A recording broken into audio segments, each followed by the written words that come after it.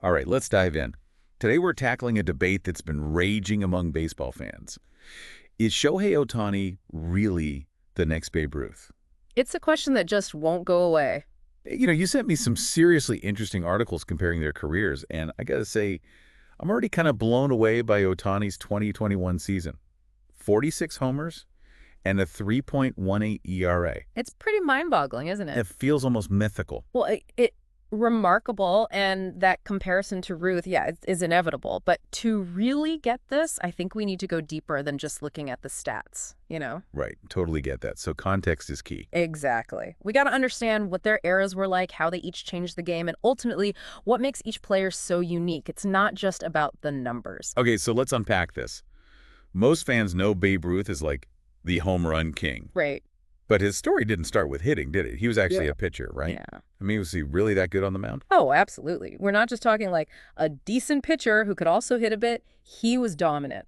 Ruth's career ERA is 2.28, Okay. which is amazing even by today's standards. Really? But think about it. He played in the dead ball era. Right. It was practically otherworldly back then. In fact, he even led the league in ERA back in 1916. What was his ERA then? 1.75. 1.75.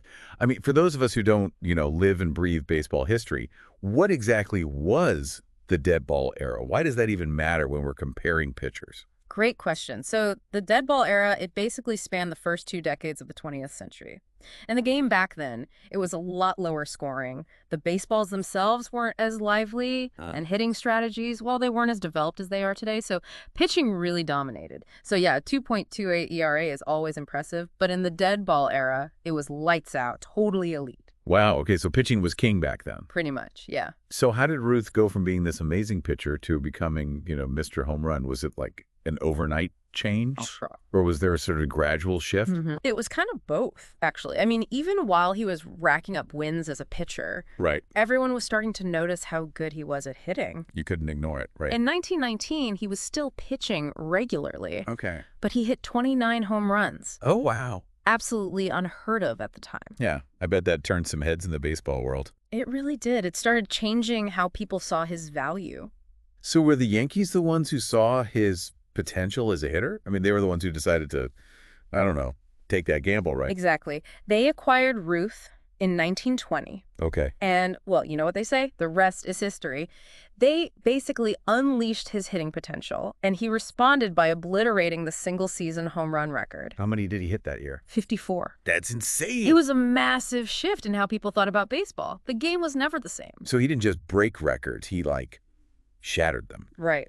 All because a team was willing to go against what everyone thought, Yeah. and let a pitcher focus on hitting. It changed everything. And it wasn't just what he did on the field. Ruth became a cultural icon. Yeah. Really captured the spirit of the Roaring '20s. He was more than just a player. He became this phenomenon, captured people's imagination, and I think really solidified baseball's place as America's pastime. It's amazing how one player can have such a huge impact on a sport and on culture in general. Truly. Now, fast forward to the 21st century. Right. Here comes Shohei Ohtani. Yep.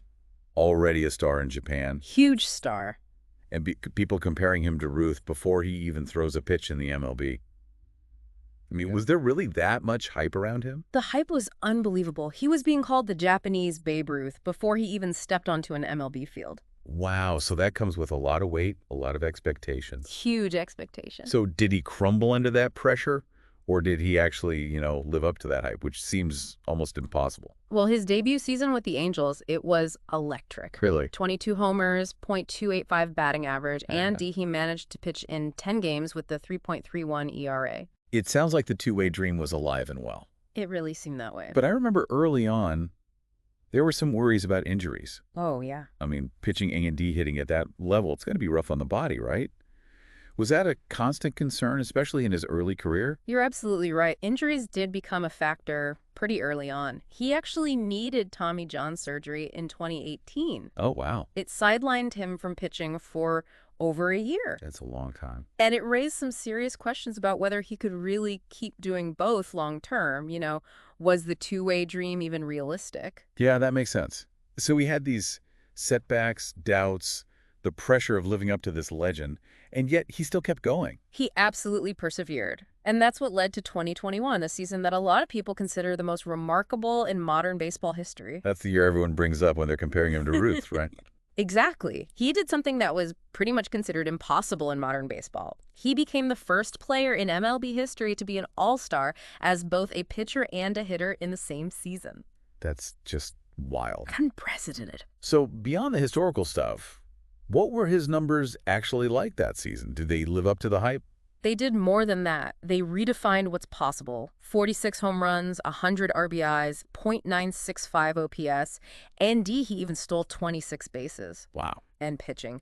9-2 record with a 3.18 ERA and 156 strikeouts. Dominant on both sides. It Mind-boggling. really is. And of course, he won the AL MVP unanimously. It was truly historic. Yeah. Cemented him as one of the most unique and exciting players ever, like watching a legend being born. And what's even more amazing, his 2021 season wasn't some fluke. He's kept excelling in both roles. So we're seeing these parallels between Ruth and Ohtani, incredible feats as two-way players.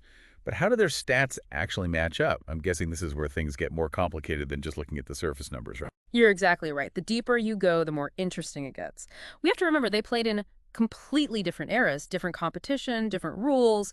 Basic stats don't tell the whole story. Okay, this is where things get really interesting. How do we even begin to compare players from such wildly different eras of baseball? Where do we even start? Well, let's start with pitching. We know Ruth had that crazy 2.28 career ERA. Right. But to really understand just how good he was, we got to look at ERA+. Okay.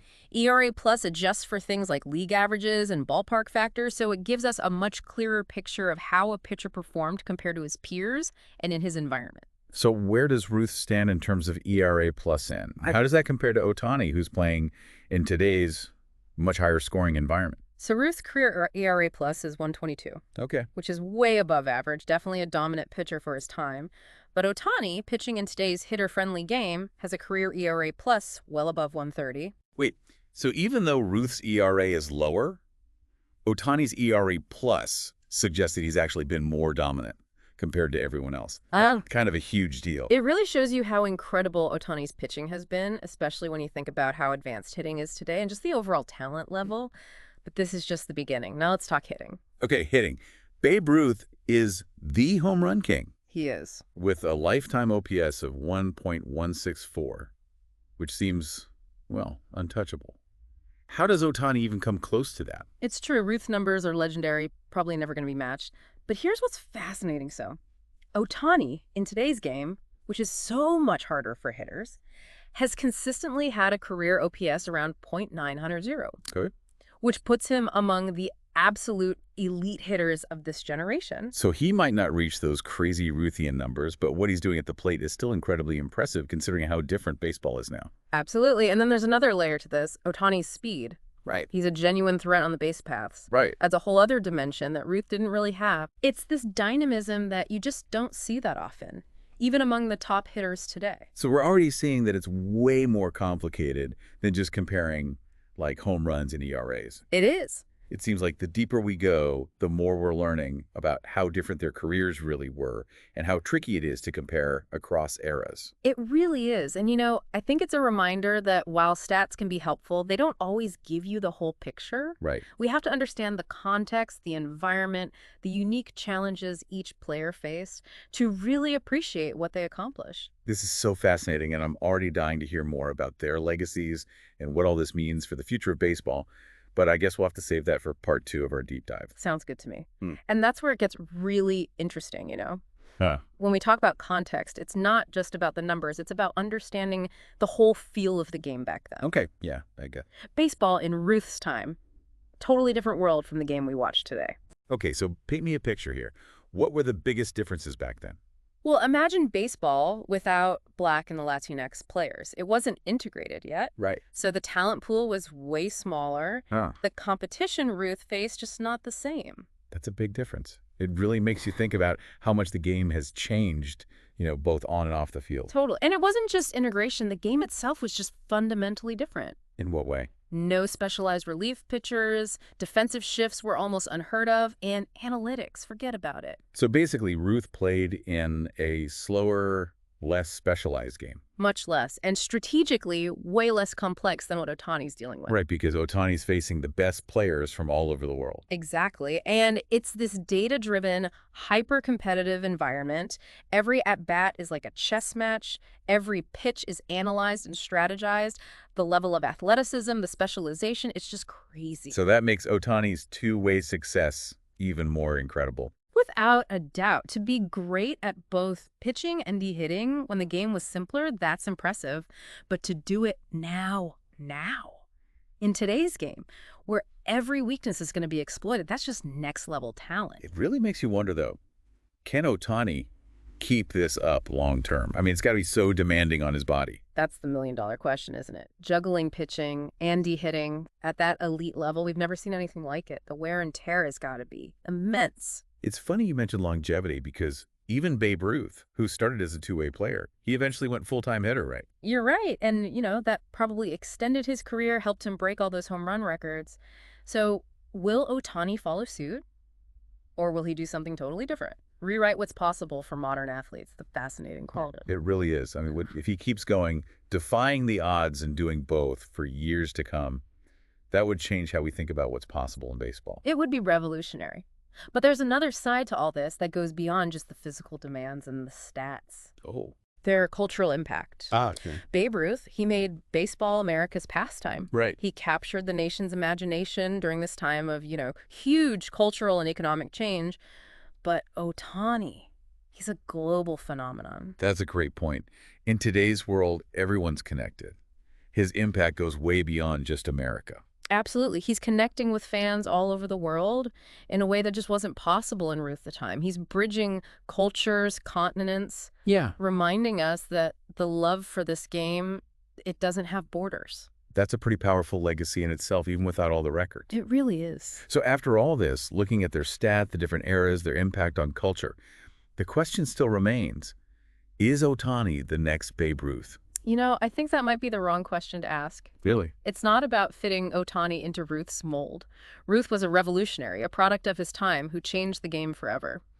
But Ohtani's story is happening in a totally different world. Different challenges, pushing boundaries in ways Ruth could never have imagined. So you're saying Ohtani isn't a copy, he's something new, maybe even surpassing Ruth in the context of today's game. Exactly. It's apples and oranges. We're talking about two amazing athletes, two icons, but their stories are unique. Their legacies are going to be shaped by the time they played in.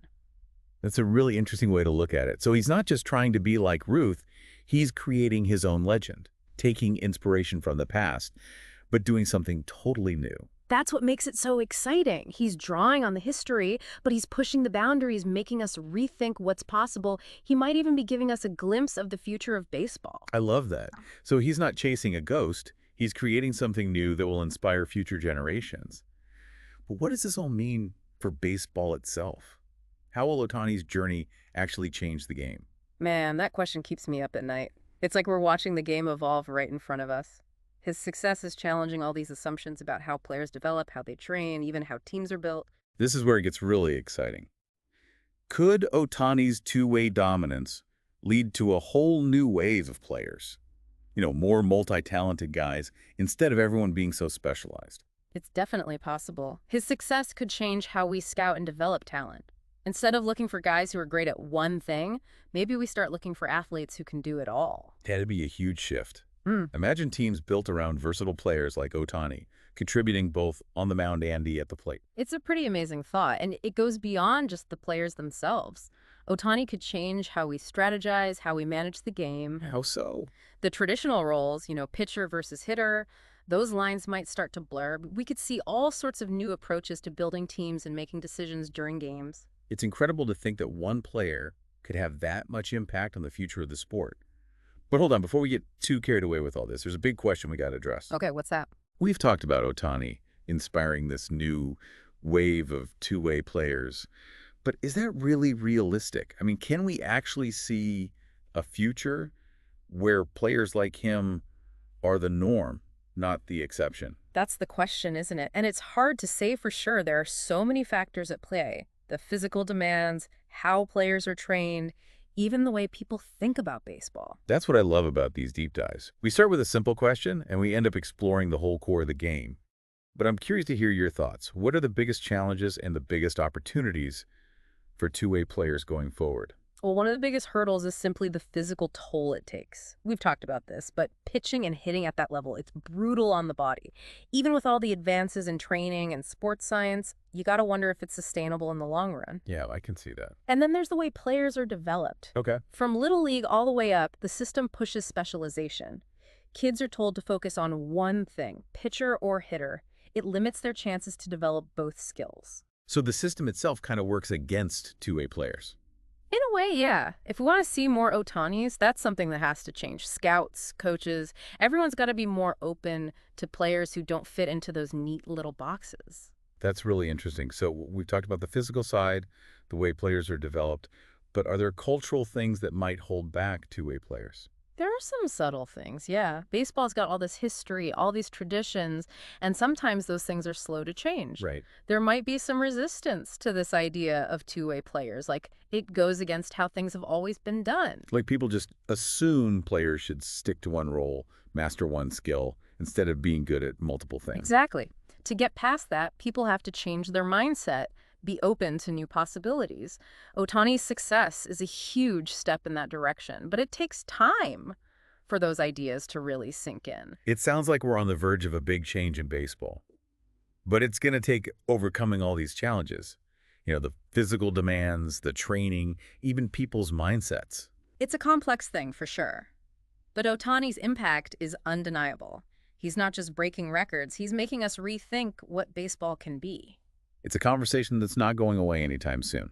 But before we dive too deep into all the hypotheticals, I want to bring it back to Ohtani's personal journey for a minute. Sounds good. What are you thinking about? We've talked about his talent, his impact on the game, but what about the human side of his story? What drives him? What's he had to overcome? What can WE learn from his journey? That's a great way to frame it. Ohtani's story isn't just about baseball. It's about perseverance, determination, the pursuit of excellence. It's a story that can inspire anyone, on or off the field. I think that's where we'll find the real meaning of his legacy.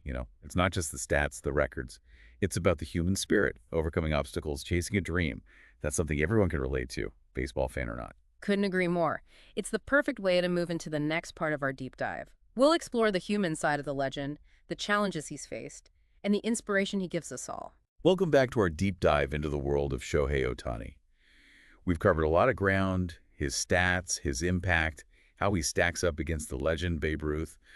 But now, I want to shift gears a bit and talk about his legacy. I like that. Legacy. It's kind of the perfect way to wrap up, right? It is. And when you're dealing with someone like Ohtani, someone who's basically rewriting the rules, it becomes a really interesting question. So as we come to the end of our deep dive, I'm really curious to hear your take on this. How will Shohei Ohtani be remembered, when it's all said and done? I think it goes beyond just the numbers, the wins, the awards. Right. His legacy will be about challenging what people thought was possible. Okay. Inspiring a new generation of players. Yeah. Changing how we understand baseball. It's what's so exciting about his story, right? He's not just breaking records, he's breaking down barriers. He really is. Making us rethink everything we thought we knew about the game. And he's already doing it. Just look at youth baseball. There's this whole new focus on developing two-way players, something that was basically unheard of a few years ago.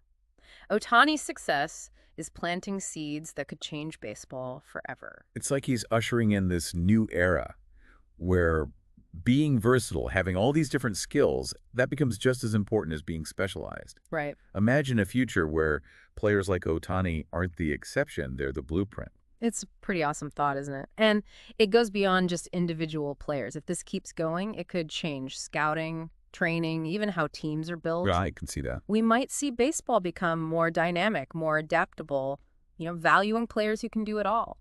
It's almost like going back to baseball's roots in a way, when players were expected to contribute in lots of different ways. Exactly. But let's not forget about his global impact. He's a huge star in Japan. Right? And his success here in the MLB, it's reaching fans all over the world. Absolutely. He's bridging cultures, proving that baseball is a language everyone can understand. That's a powerful legacy right there. He's not just changing the game, he's changing how the world sees it. And maybe even more importantly, he's showing us that we don't have to be limited by what other people think, or even by what WE think we can do. He's showing us the power of believing in yourself, chasing your dreams, no matter how crazy they might seem. This brings up a really interesting question. What if Ohtani's legacy goes beyond being the next Babe Ruth? What if it's something even bigger, something we can't even grasp yet? What if his story is just the beginning of something much bigger in the world of sports? I love that. I mean, that's the beauty of it all, right? We're seeing something truly special unfold, and who knows what the ultimate impact will be. But one thing's for sure, Shohei Ohtani is making us rethink what's possible, not just in baseball, but in life. I think that's a perfect way to wrap things up. Shohei Ohtani, a player who defies labels, challenges our assumptions, and reminds us that the future is full of possibilities. What do you think? Is he the next Ruth, or something even greater? Thanks for joining us on this deep dive. Until next time, keep exploring, keep questioning, and most importantly, keep wondering.